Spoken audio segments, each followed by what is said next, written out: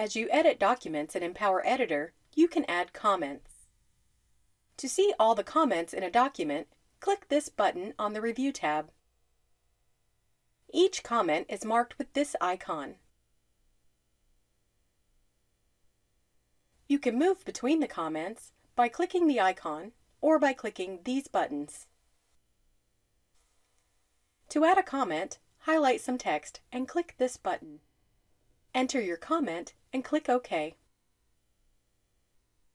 You can also add to a thread by selecting an existing comment and then clicking this button.